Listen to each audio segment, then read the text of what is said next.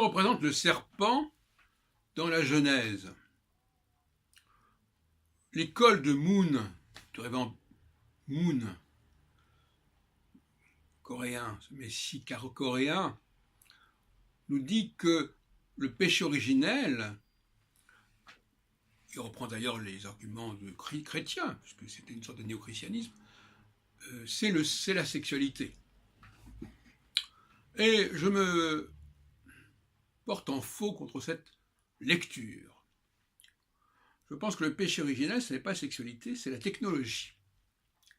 C'est la machine. C'est la tentation du recours à la machine. Et le Shabbat, par exemple, n'est pas lié à la sexualité, mais il est lié à la non-utilisation, au non-recours aux machines, à la lumière, aux outils de toutes sortes. J'en ai déjà parlé. Ce qui fait basculer la création de l'homme dans une nouvelle création,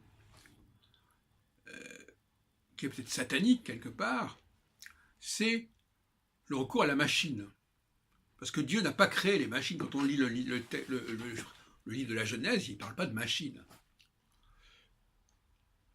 Et donc, la machine, c'est un autre stade, un autre temps de la création.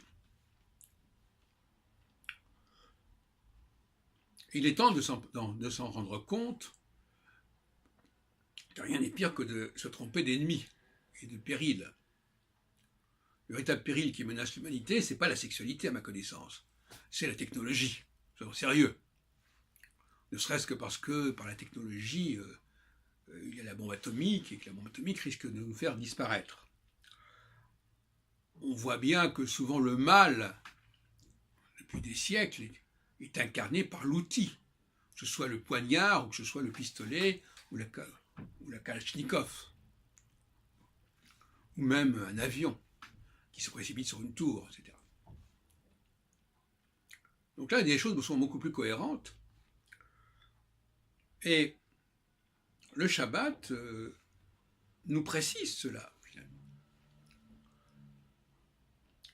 C'est un des 10 commandements. Il nous dit qu'il ne faut pas travailler.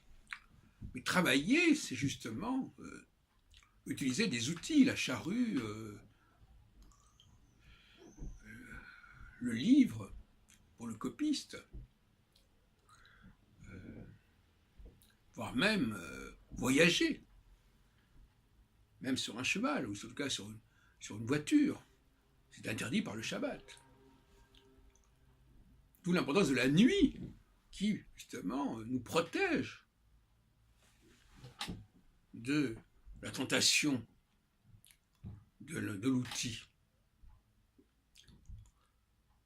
Je parle de la nuit autrefois. Aujourd'hui, la nuit n'est pas respectée, bien sûr, puisqu'il y a l'électricité. Mais justement, le vrai Shabbat, aujourd'hui encore, doit pas dépendre de l'électricité, ne doit pas dépendre des objets que l'on va brancher. Voilà ce que je voulais vous dire sur ce sujet, qui me paraît très important.